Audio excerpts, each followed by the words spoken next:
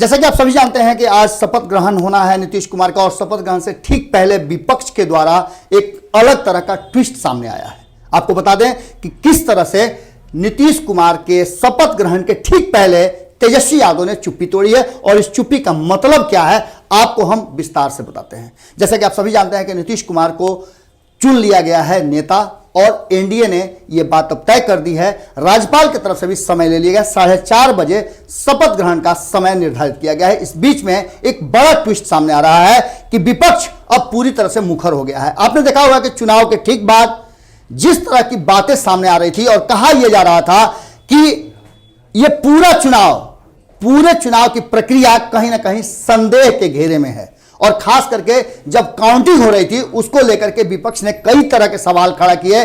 चुनाव आयोग तक विपक्ष पहुंचा और कहा कि चीजों को हेर फेर किया जा रहा है, और उसके साथ साथ आंकड़ों में कहीं ना कोई घालमेल किया जा रहा है। सरकार और सरकारी तंत्र के दबाव में चीजों को बदला जा रहा है। इन सब बातों को लेकर के चुनाव आयोग ने बहुत ही स्पष्ट निर्देश दिया था, और यह भी कहा था कि वो सारे साक्ष्य को रखने के लिए तैयार है। इन सबके बीच में वीडियो रिकॉर्डिंग और कम वोटों से हराने और जिताने का खेल खेला गया। ऐसे 20 सीटों को लेकर के तेजस्वी यादव और महागठबंधन ने चुनाव आयोग के सामने लिख करके दिया था। इसके बाद प्रेस वार्ता करके भी इस बात को रखा गया था कि किस तरह से सत्ता में पाने के लिए नीतीश कुमार और भारतीय जनता पार्टी ने पूरा खेल रचा है। लेकिन अब इन सब के बाद जब शपथ ग्रहण के ठीक पहले तेजस्वी यादव का बयान आया है, उन्होंने अपनी चुप्पी तोड़ी है, तो उस चुप्पी का मतलब बहुत कुछ होता है। आपको बता दें, यह पहली बार ऐसा होगा कि शपथ ग्रहण समारोह में विपक्ष बाइकआउट करने जा रहा है।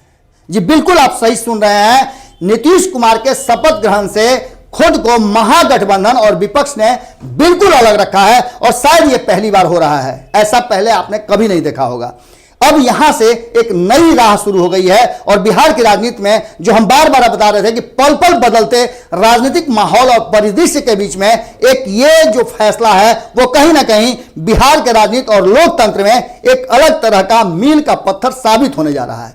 आने वाले दिनों में क्या कुछ होगा वो तो अभी भविष्य के गर्भ में है, लेकिन वर्तमान में सरकार के गठन और शपथ ग्रहण में विपक्ष का शामिल नहीं होना और बायकॉट करना इस बात का द्योतक है कि आने वाले समय में नीतीश कुमार के लिए राहें बहुत मुश्किल होने वाली है। हालांकि आपको हमने यह भी बताया है कि इससे पहले जिस तरह से अमित शाह और जेपी नड्डा पटना आ गए हैं और आकर के चीजों को संभालने का प्रयास कर रहे हैं, एकजुट रखने का प्रयास कर रहे हैं, वो भी एक बड़ी ही महत्वपूर्ण और बारीक बात है। इन सब के बीच में विपक्ष का पूरी तरह से एकजुट होना और बायकॉट करना बहुत कुछ कहता है। निश्चित रूप से इसको कहा जाता है कि रंग में भंग, और निश्चित रूप से नीतीश कुमार के पहले ही प्रथम ग्रासे मक्षिका वाली बात शुरू हो चुकी है। देखना होगा कि आगे और क्या क्या होता है। अभी शपथ ग्रहण में पूरा दिन बाकी है। समय के हिसाब से देखें तो 5-6 घंटे बाकी है, और इस 5-6 घंटों में बिहार की राजनीति में भी बहुत करवट लेना बाकी है। हम पल पल का अपडेट आपको दे रहे हैं। भारत लाइव को देखते रहिए। सब्सक्राइब नहीं किया तो सब्सक्राइब कर लीजिए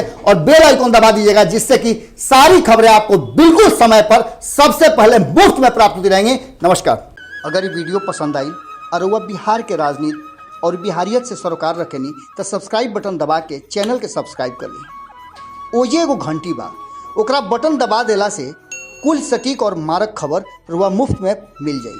अगर रुआ पत्रकारिता के हमनी के नया प्रयोग में सहयोग कर चाहतानी तो ज्वाइन बटन दबा दी। पेटीएम नंबर नोट कर ली 9386816700। धन्यवाद।